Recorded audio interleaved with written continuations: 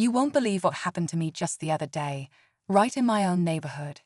It started off like any normal day, but things quickly spiraled out of control when the HOA president, yes, the notorious Karen from down the street, literally stole the keys to my Tesla. I'm not kidding. She walked right up to me, grabbed the keys, and screamed at the top of her lungs that they belonged to her. At first, I thought maybe it was some kind of misunderstanding, but it wasn't. This wasn't just a petty dispute.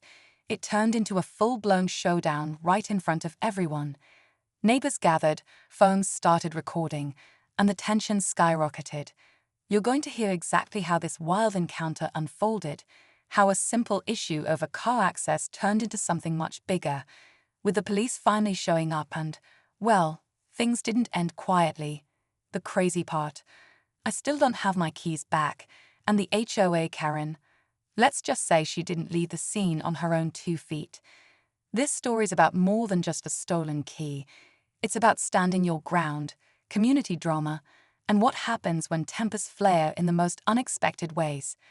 Trust me, you want to stick around for what happens next because the ending, it's anything but ordinary. So, here's a little backstory to help you get why this blew up so fast. Our HOA president, let's just call her Karen because, well, she fits the stereotype, is known for being extra controlling. She's the kind of person who micromanages everything, from lawn rules to parking spots. Everyone around here has had some sort of run-in with her, but no one expected her to go this far. See, the Tesla isn't just any car to me. It's my daily ride, my pride and joy, and honestly, it's kind of a symbol of freedom. So when Karen grabbed the keys, it felt like she was trying to take that away, to make a statement that she's the boss around here. The whole thing started because of a minor parking dispute. I had parked in a spot that Karen claimed was reserved, but honestly, the rules aren't very clear, and I had permission from the management. Instead of sorting it out calmly, Karen exploded. That's when she stormed over and snatched the keys right out of my hand, yelling she was taking back what's hers. The neighbors were shocked. Some tried to intervene, others just recorded everything on their phones. What happened next got even crazier when the police showed up, and Karen's behavior escalated even more. The question is, why did she get so aggressive over something so small? And what does this mean for me, the Tesla, and our neighborhood going forward? Stick around because this story is far from over. After the police arrived, things only got more intense.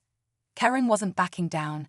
In fact, she doubled down, claiming she had every right to the keys and that I was the one causing trouble in the neighborhood. It felt like she was trying to rewrite the story right in front of everyone, twisting the truth to make herself look like the victim. The officers tried to calm her down, but she kept yelling, refusing to hand over the keys or cooperate. Meanwhile, I was stuck in the middle, trying to explain calmly what happened, but it was like talking to a wall. The neighbors were split. Some quietly supported me. Others looked like they just wanted to avoid getting involved, afraid of Karen's wrath. What made it worse was how this conflict brought up old tensions in the community. People started whispering about other issues, long-standing disagreements over HOA rules, parking disputes, and even past fights that had never really been settled. Suddenly, my Tesla key incident wasn't just about a car or a parking spot. It was a symbol of deeper frustrations simmering beneath the surface.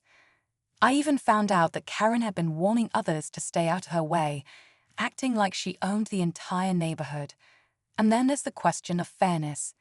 The HOA board is supposed to keep things running smoothly, but what happens when the people in charge start abusing their power?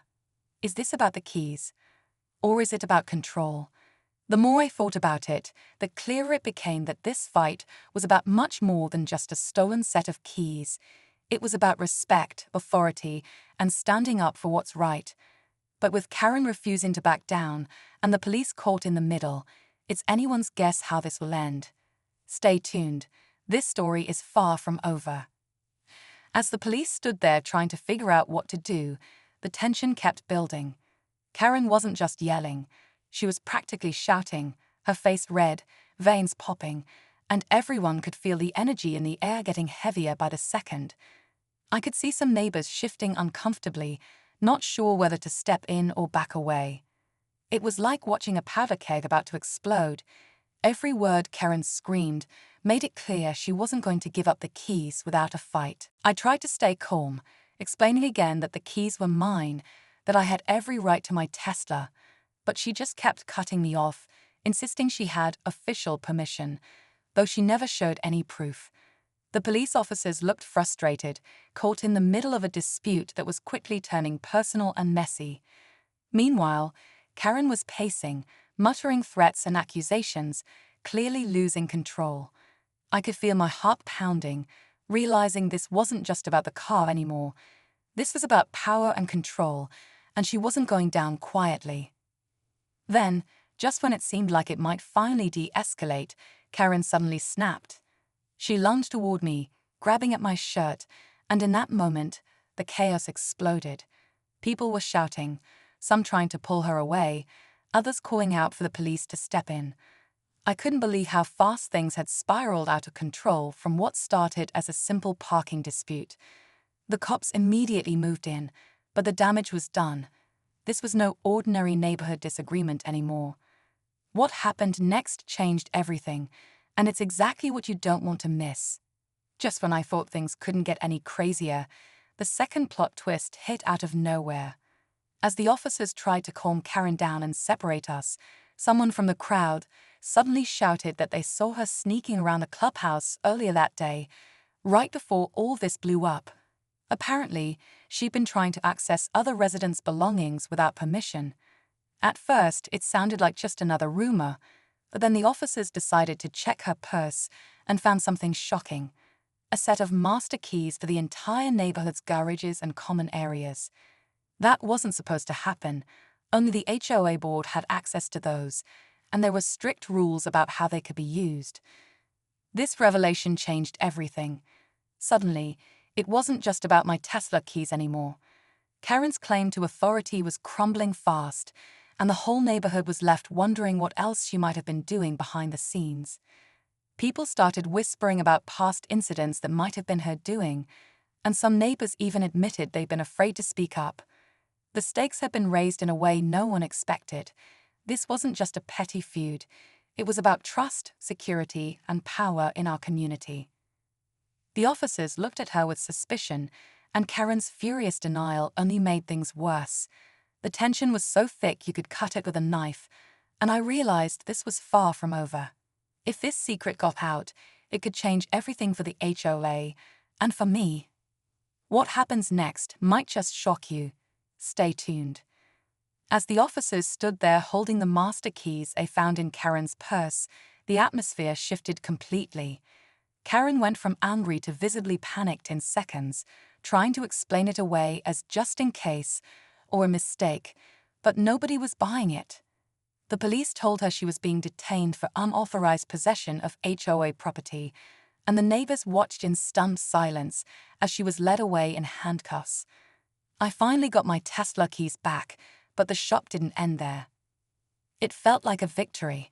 Someone who'd been abusing her power was finally held accountable. The neighborhood seemed to breathe a collective sigh of relief, and for the first time in a long while, people started talking about how things could change for the better. I realized this whole mess was about more than just a car or parking spots. It was about standing up to unfair control and reclaiming respect in our community. But just when I thought the worst was behind us, I found a note slipped under my door later that evening. It was unsigned, but the message was clear: this isn't over. You don't know the half of it. Suddenly, I wasn't just dealing with a stolen set of keys or a disgraced HOA president. I was caught in something much bigger, something still unfolding in the shadows. And honestly, I'm not sure I'm ready for what's coming next. After reading that note, I knew this story wasn't over in a simple way, but I also felt a sense of relief. The chaos with Karen had finally come to a head, and the community was starting to heal. The HOA board promised to review their policies, tighten up security around keys and access, and bring in new leadership, people who would actually listen and treat residents fairly. It wasn't perfect, but it was a fresh start. I also learned something important through all this. Standing up for yourself matters, even when the other person seems intimidating or powerful. It's easy to feel powerless in these kinds of situations, but speaking out can make a difference, not just for you, but for everyone around you. My Tesla keys were just a spark, but what happened showed me how much a single person's actions can affect a whole neighborhood.